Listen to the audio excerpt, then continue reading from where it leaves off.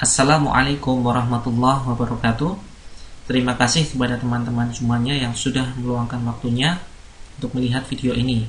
Insya Allah akan sedikit menambah wawasan kita dalam dunia internet marketing, khususnya tentang Facebook marketing.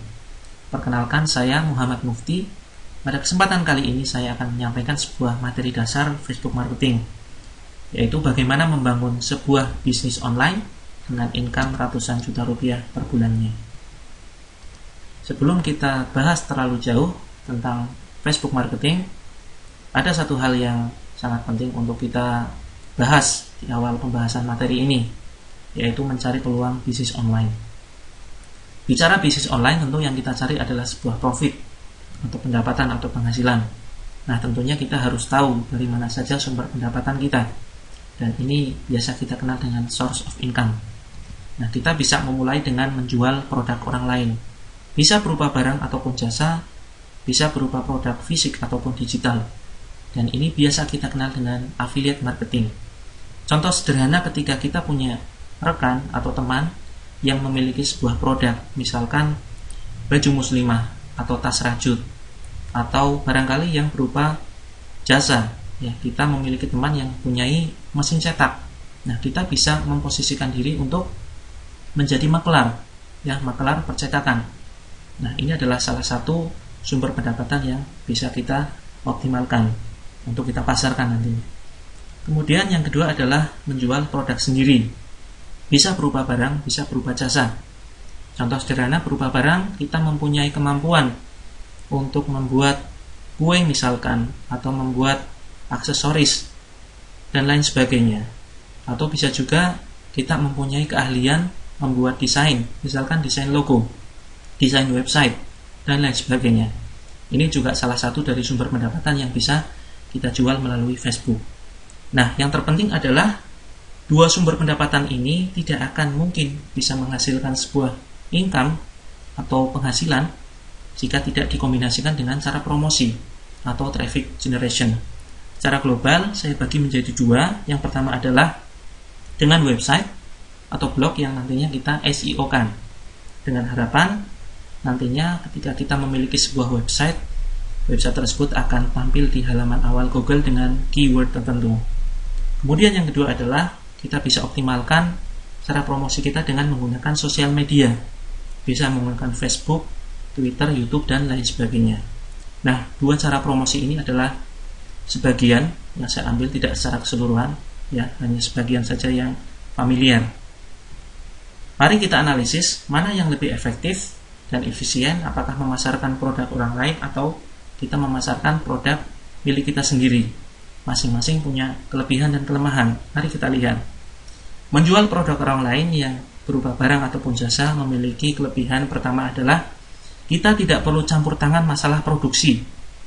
Kemudian Anda cukup fokus pemasaran saja, karena produksi sudah dihandle oleh orang lain. Nah, karena sudah dihandle orang lain, biasanya modalnya kecil, sehingga resikonya kecil dan biasanya hasilnya lebih optimal. Kemudian biasanya tidak perlu stok produk, dan tentunya ini tergantung negosiasi atau persyaratan dari pihak produsen. Kemudian yang selanjutnya, kelemahannya adalah produk yang bagus sulit dicari dan stoknya biasanya terbatas.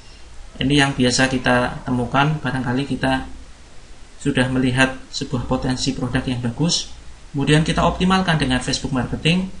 Ternyata ketika suatu saat kita kebanjiran order dan kita order ternyata stoknya tidak ada. Nah, ini perlu kita antisipasi di awal agar nantinya kerja keras kita dalam membangun sebuah bisnis online tidak sia-sia. Kemudian yang selanjutnya adalah menjual produk sendiri.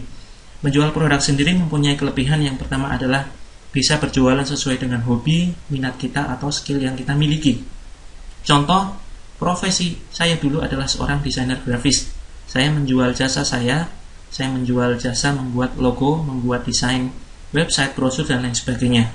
Nah, ini tentunya bisa kita sesuaikan dengan keahlian yang kita miliki.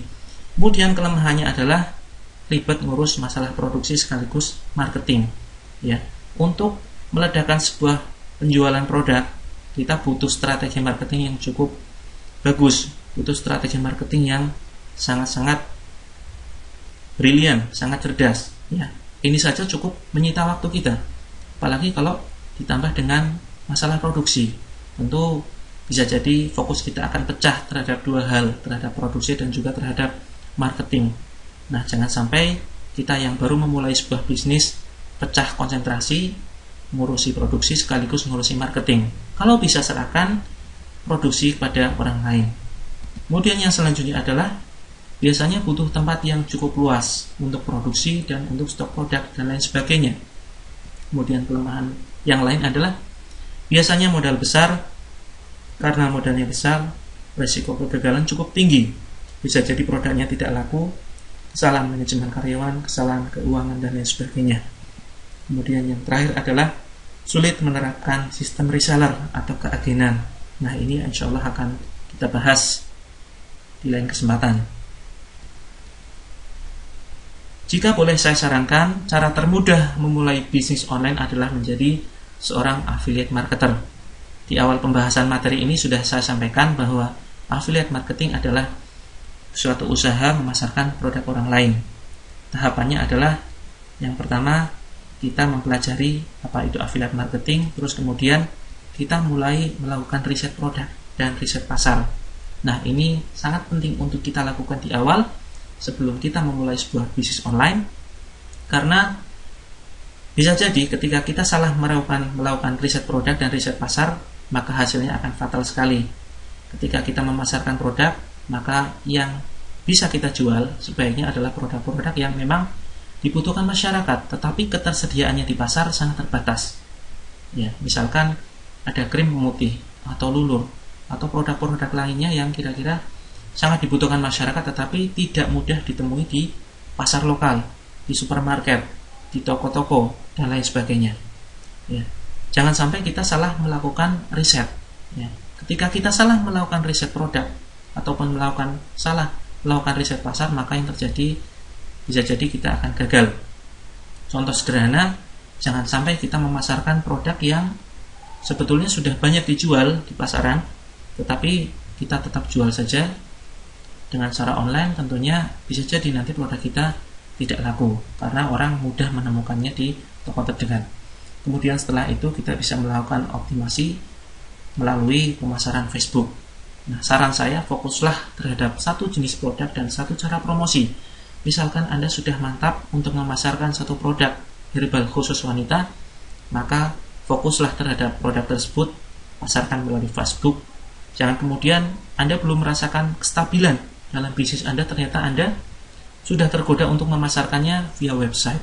Nah, ini tentunya akan merusak fokus Anda. Bukannya tidak boleh memasarkan via website, tetapi akan lebih bagus Anda stabilkan dulu omset Anda melalui Facebook. Ketika sudah berhasil stabil, maka Anda boleh membangun via website. Kecuali website itu hanya sebuah sarana saja untuk meyakinkan customer. Ini Anda bisa bangun tanpa kemudian mengoptimalkan website tersebut. Kemudian yang terpenting adalah tahap riset produk, ya, sebelum kita mempromosikan produk kita. Ada tahap riset produk dan ini sangat berisiko sekali. Salah melakukan riset maka Anda bisa gagal. Nah, tahapan ini bisa Anda lewati, bisa Anda lompati. Ada satu pepatah yang menyebutkan bahwa pengalaman adalah guru yang terbaik. Tetapi ada yang lebih tepat, pengalaman orang lain adalah guru yang terbaik. Oleh karena itu, jika Anda ingin melewati tahapan ini, Anda juga bisa belajar dari pengalaman orang lain. Ya, Anda tinggal melihat produk yang sudah sukses dipasarkan orang dan banyak orang yang berminat memasarkannya. Apa saja syarat produk yang bisa kita pasarkan? Yang pertama adalah jelas, ketika kita beragama Islam, maka produknya halal, syar'i dan bermanfaat. Ini tidak perlu kita perdebatkan. Bisa jadi produknya halal tetapi hukum menjualnya masih dalam perdebatan atau kurang syar'i.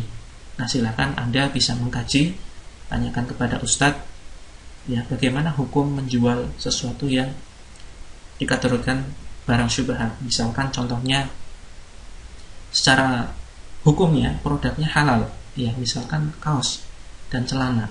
Tetapi bagaimana hukum menjual itu kepada perempuan misalkan? Ya, barangkali berpotensi baju-baju tersebut dipakai mereka di luar rumah. Nah, tentunya ini akan sangat butuh suatu kajian tertentu. Kemudian yang selanjutnya adalah Kalau bisa, kita pasarkan produk-produk yang memang bermanfaat dan dibutuhkan orang. Apakah ada produk yang tidak bermanfaat dan tidak dibutuhkan? Tentu banyak, ya, yaitu produk yang mengajarkan gaya hidup hedonisme misalkan, gaya hidup glamor dan lain sebagainya.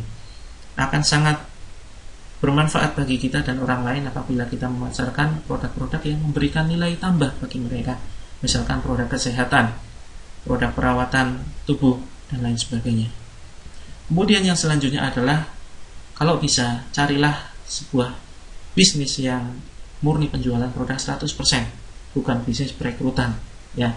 Karena banyak sekali dalam tanda petik bisnis yang mereka mengaku bahwa mengklaim bahwa bisnis mereka adalah murni bisnis, padahal bisnisnya adalah perekrutan.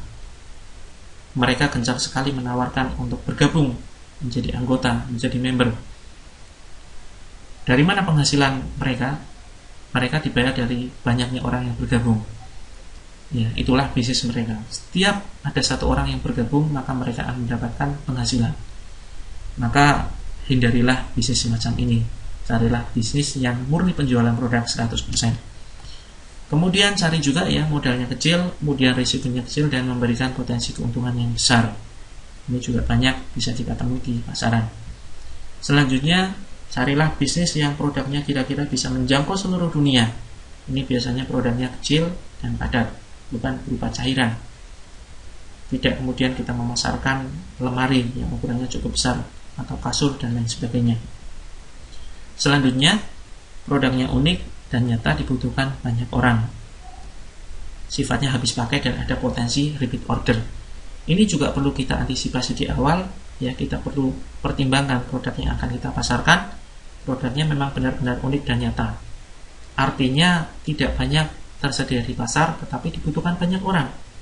Sifatnya habis pakai dan ada potensi repeat order. Artinya ketika mereka membeli produk kita, kemudian karena butuh, ketika habis mereka akan beli lagi. Kemudian selanjutnya carilah bisnis yang ada pelatihan online maupun offline-nya, full support system. Ini penting untuk kita pertimbangkan di awal, karena ketika kita suatu saat mengalami kesulitan dalam menjual suatu produk, kita bisa tanyakan melalui pelatihan tersebut. Selanjutnya, syarat yang penting untuk kita pertimbangkan adalah target pasar spesifik dan luas. Saya sarankan Anda bisa membidik target pasar perempuan. Selain dari karakter mereka yang hobi belanja, mereka juga sangat mudah kita pengaruhi dari sisi emosional. Ada teknik closing yang sangat manjur sekali untuk kita praktekkan hanya untuk perempuan saja, tapi akan sangat kesulitan jika kita praktekkan kepada pasar laki-laki. Lagi pula, jumlah persentase penduduk perempuan jauh lebih banyak daripada penduduk laki-laki. Kemudian selanjutnya bisa dilakukan siapapun, kapanpun, dimanapun, baik sebagai bisnis utama atau bisnis sampingan. Ini untuk kepentingan kita sendiri dan untuk kepentingan reseller kita. Karena tidak semua orang mereka akan menjadikan bisnis online itu sebagai bisnis utama. Rata-rata adalah pelakunya ibu rumah tangga yang hanya menjadikan bisnis online mereka adalah bisnis sampingan. Artinya carilah bisnis yang tidak harus dikerjakan full, ya, full standby dari pagi sampai sore. Carilah yang bisa dijadikan bisnis sampingan. Kemudian ada peluang pendapatan ratusan juta rupiah hingga tak terbatas dan bisa dihitung secara logis. Contoh sederhana, kita memilih sebuah produk yang keuntungan, ya, selisih dari harga agen dan harga konsumennya adalah misalkan 100.000. Kita mendapatkan keuntungan 100.000, maka ketika kita bisa menjual 1.000 produk dalam sebulan, maka yang kita akan dapatkan adalah 100 juta rupiah. Ini adalah perhitungan yang sangat logis dan sederhana. Kemudian yang terpenting ada aturan jelas dan adil dari produsen atau perlindungan bagi agen atau reseller. Ini juga insya Allah akan saya jelaskan di lain kesempatan. Kemudian bersistem autopilot sehingga bisa diwariskan. Ini sangat penting karena suatu saat jika kita memasang sebuah sistem, diharapkan bisnis tersebut akan tetap berjalan walaupun tanpa campur tangan kita sendiri. Kemudian yang terpenting adalah aman dijalankan dalam jangka panjang. Jangan sampai kita memilih sebuah produk atau sebuah bisnis yang hanya booming sesaat saja, yang hanya musiman. Lalu kemudian, kenapa saya sarankan dengan menggunakan Facebook? Karena pertama, penggunanya luas, mudah dijangkau. Dari pasar menengah hingga pasar kalangan atas, mereka sudah mengenal Facebook. Dari anak SD hingga profesor, mereka menggunakan Facebook. Saat ini penggunanya di Indonesia mencapai 60 juta lebih. Sedangkan di dunia hampir mencapai 2 miliar. Nah, ini tentunya potensi pasar yang sangat luar biasa. Kemudian mudah dilakukan siapapun. Artinya seperti yang sudah saya bahas sebelumnya bahwa penggunanya sangat luas dan bisa dilakukan siapapun.